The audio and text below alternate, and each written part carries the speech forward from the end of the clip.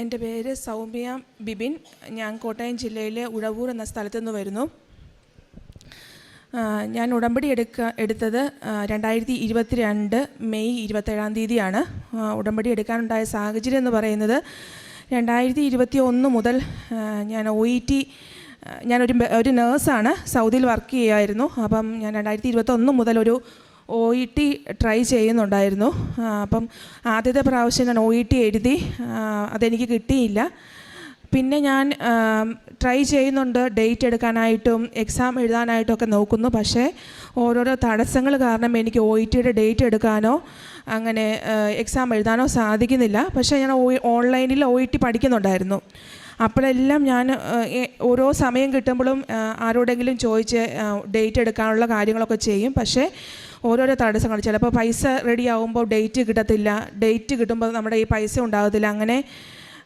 അങ്ങനെ പല പല തടസ്സങ്ങളായിട്ട് ഇങ്ങനെ ഇരിക്കുമ്പം എൻ്റെ വീടിൻ്റെ അടുത്ത് നിന്ന് ഒരു ചേട്ടൻ എൻ്റെ വീട്ടിൽ വന്നിട്ട് ഇങ്ങനെ പറഞ്ഞു. അപ്പം പറഞ്ഞു 2020 ജോലിയൊന്നും ഇല്ല എന്നൊക്കെ പറഞ്ഞപ്പോഴത്തേനും ആ ചേട്ടൻ പറഞ്ഞു, നീ കൃപാസനത്തിൽ പോയി ഉടമ്പടി എടുക്കുക. ആ ചേട്ടനാണെങ്കിൽ ഓൾറെഡി കൃപാസനത്തിൽ വന്ന് ഉടമ്പടി എടുത്ത് ഒത്തിരി അനുഗ്രഹങ്ങൾ ആ ചേട്ടന് ലഭിച്ചതായിരുന്നു. അപ്പം ആ ചേട്ടൻ എന്നോട് പറഞ്ഞു, നീ പോയി ഉടമ്പടി എടുക്കുക, അപ്പം നിൻ്റെ കാര്യങ്ങളൊക്കെ എല്ലാം ഒരു തീരുമാനമാകുമെന്ന് പറഞ്ഞു. അപ്പം ഞാൻ ആ ചേട്ടനോട് പറഞ്ഞു, എനിക്ക് ഉടമ്പടി എടുക്കാൻ എനിക്ക് മാതാവ് വിശ്വാസമുണ്ട്, പക്ഷേ ഈ ഉടമ്പടി എടുത്തു കഴിഞ്ഞാൽ അതിൻ്റെ കുറേ കാര്യങ്ങളുണ്ട്, അതെനിക്ക് ചെയ്യാൻ പറ്റുമെന്ന് എനിക്ക് തോന്നുന്നില്ല. കാരണം ഞാൻ ഡെലിവറി ആയി കിടക്കുമായിരുന്നു, അപ്പോൾ കുഞ്ഞുണ്ട്, അപ്പോൾ എനിക്കത് ചെയ്യാൻ പറ്റത്തില്ല എന്നൊക്കെ ഒരു തോന്നലായിരുന്നു എൻ്റെ മനസ്സിൽ. വീണ്ടും ഞാൻ OETക്ക് ഓൺലൈനായിട്ട് പഠിച്ചു പോകുന്നു. വീണ്ടും ഞാൻ എക്സാം എടുക്കാനും ഒരു സ്ഥലത്ത് പോയി പഠിക്കണം, അങ്ങനെയൊക്കെ ആഗ്രഹങ്ങളാണെങ്കിലും എന്ത് തീരുമാനം എടുക്കുമ്പോഴും അതിന് മുമ്പിൽ ഒരു വലിയ വൻമതിൽ പോലെ ഒരു തടസ്സം വന്ന് നിൽക്കുന്നു, എനിക്ക് ചെയ്യാൻ പറ്റാതെ വരുന്നു. അങ്ങനെ ഞാൻ തീരുമാനിച്ചു എന്തായാലും ഇവിടെ വന്ന് ഉടമ്പടി എടുക്കാൻ പോകും. അങ്ങനെ ഞാൻ ഇവിടെ വന്ന് ഉടമ്പടി എടുത്തു. മെയ് 27 തീയതി 2022 ഉടമ്പടി എടുത്തപ്പം ഞാൻ ഇവിടെ വന്ന് മാതാവിനോട് പറഞ്ഞു, മാതാവേ, എനിക്ക് ഈ വർഷം എത്രയും പെട്ടെന്ന് എക്സാമിൻ്റെ ഡേറ്റ് എടുത്ത് എക്സാം എവിടെയെങ്കിലും പോയി ഒരു മാസം പഠിച്ച് ഡേറ്റ് എടുത്ത് എക്സാം എഴുതി പാസ്സായി 2022 എനിക്ക് എവിടെയെങ്കിലും പോകണം എന്ന് പറഞ്ഞാണ് ഞാൻ ഇവിടുന്ന് പോയത്. ഇവിടുന്ന് പോയി കഴിഞ്ഞ് ഞാൻ ഓഗസ്റ്റ് 27 തീയതി എൻ്റെ ഉടമ്പടി തീരുമായിരുന്നു. അപ്പോൾ അതിന് മുമ്പ് ഞാൻ ഡേറ്റ് എടുക്കണമെന്ന് തീരുമാനിച്ചെങ്കിലും എനിക്ക് ഡേറ്റ് കിട്ടിയില്ല. പക്ഷേ ഞാൻ മാതാവിനോട് പ്രാർത്ഥിച്ചു. മാതാവിനോട് ഞാൻ പറഞ്ഞു, എനിക്ക് ഡേറ്റ് എടുക്കണം.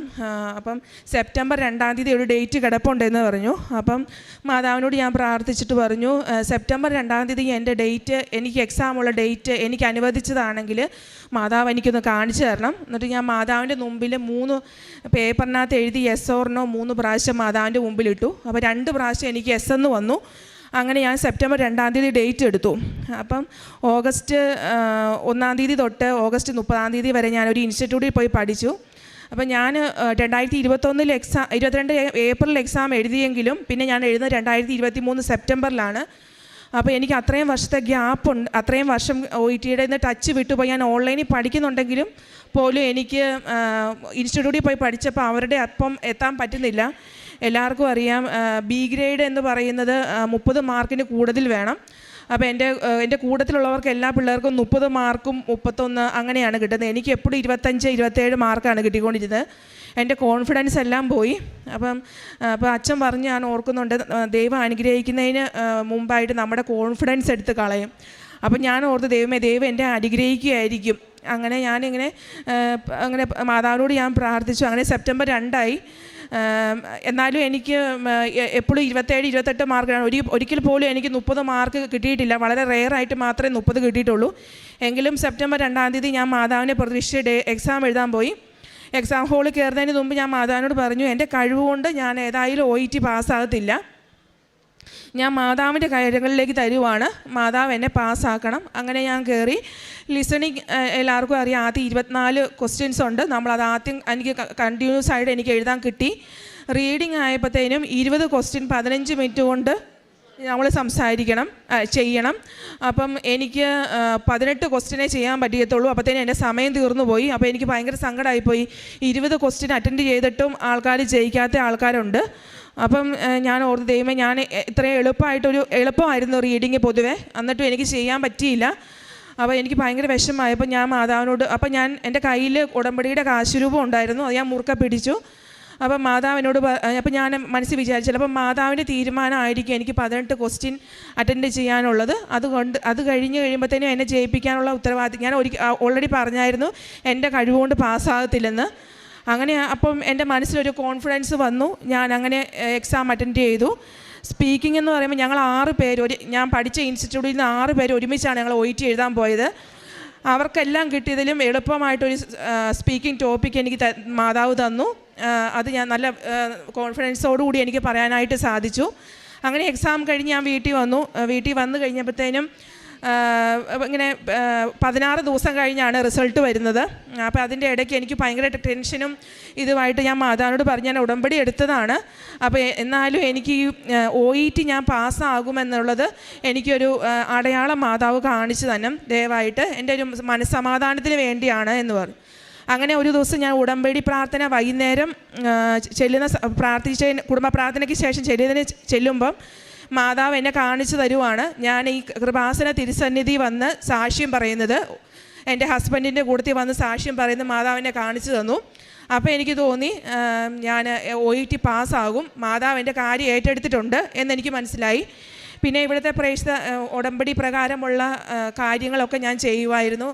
കൃപാസന പത്രം കൊടുക്കുക, കുമ്പസാരിക്കുക, അങ്ങനെ പ്രേക്ഷിത പ്രവർത്തനങ്ങൾ ചെയ്യുക, പാവപ്പെട്ടവരെ എന്നെ കഴിയാവുന്ന വിധത്തിൽ എൻ്റെ അടുത്ത് വരുന്നവരെയൊക്കെ ഞാൻ സഹായിച്ചിട്ടുണ്ട്. അങ്ങനെ സെപ്റ്റംബർ 18-ാം തീയതി ആണ് എൻ്റെ റിസൾട്ട് വരുന്നത്. ഒരു 16-ാം തീയതി ആയപ്പോഴും വീണ്ടും ടെൻഷനായി, മാതാവേ ഞാൻ ജയിക്കുമോ അങ്ങനെ ഭയങ്കര ടെൻഷനായി കഴിഞ്ഞപ്പോഴത്തേനും ഞാൻ വീണ്ടും മാതാവിനോട് പറഞ്ഞു, മാതാവേ ഒരു പ്രാവശ്യം കൂടെ എന്നെ ഒന്ന് കാണിച്ചു തരണം, എൻ്റെ കോൺഫിഡൻസ് കുറവ് കൊണ്ടാണ്, ഒന്നും തോന്നരുത് എന്ന് പറഞ്ഞു.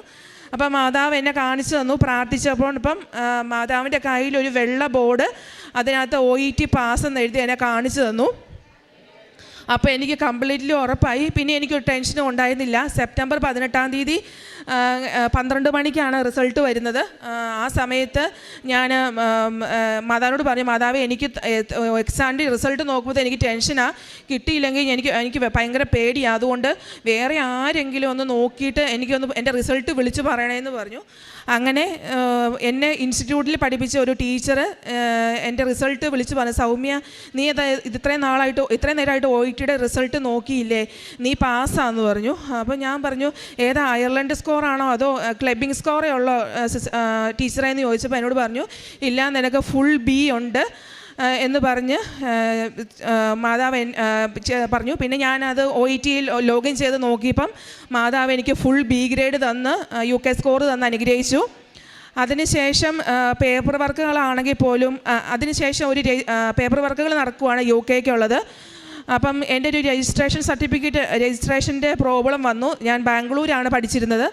അപ്പോൾ രജിസ്ട്രേഷൻ്റെ പ്രോബ്ലം എന്ന് പറയുന്നത് അവിടെ ഇപ്പം അവർ എൻ്റെ 5 ഇയർ വരെയാണ് ഒരു രജിസ്ട്രേഷൻ ഉള്ളത്. അപ്പോൾ എൻ്റെ 5 വർഷം കഴിഞ്ഞായിരുന്നു. അപ്പോൾ അത് റിന്യൂ ചെയ്യാൻ വേണ്ടി അതിപ്പം ബാംഗ്ലൂരിലത്തെ കാര്യം അവർ സ്റ്റിൽ വർക്കിംഗ് അവിടെ ബാംഗ്ലൂർ വർക്ക് ചെയ്തവർക്ക് മാത്രമേ ചെയ്തു കൊടുക്കുന്നുള്ളൂ. അപ്പം ഒരു ചാൻസും ഇല്ല. അപ്പോൾ ഞാൻ മാതാവിനോട് പറഞ്ഞു, മാതാവേ എൻ്റെ ഈ രജിസ്ട്രേഷൻ ഉണ്ടെങ്കിൽ മാത്രമേ UKയ്ക്കുള്ള പ്രോസസ്സിങ് നടക്കത്തുള്ളൂ. അപ്പോൾ ഇതിനായിട്ടുള്ള എന്തെങ്കിലും ഒരു മാർഗ്ഗം കാണിച്ചു തരണം. അപ്പോൾ പെട്ടെന്ന് ഞാൻ പ്രോസസ്സിങ് സ്റ്റാർട്ട് ചെയ്ത എൻ്റെ ഏജൻറ്റ് വിളിച്ചിട്ട് പറഞ്ഞു, സൗമ്യ ഇന്നടുത്ത് ഒരാളുണ്ട്, നീ ഒന്ന് വിളിച്ച് നോക്ക്, ചിലപ്പോൾ അയാൾക്ക് നിന്നെ സഹായിക്കാൻ കഴിയുമെന്ന് പറഞ്ഞു.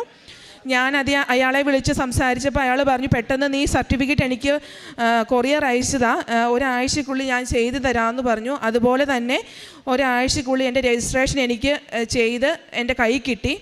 അങ്ങനെ ഞാൻ UK പ്രോസസ്സിങ് തുടങ്ങി. UK പ്രോസസ്സിങ് ആണെങ്കിൽ പോലും എല്ലാ കാര്യങ്ങളും ഒരു തടസ്സം കൂടാതെ മാതാവ് എനിക്ക് ആദ്യം തന്നെ നടത്തി തന്നു.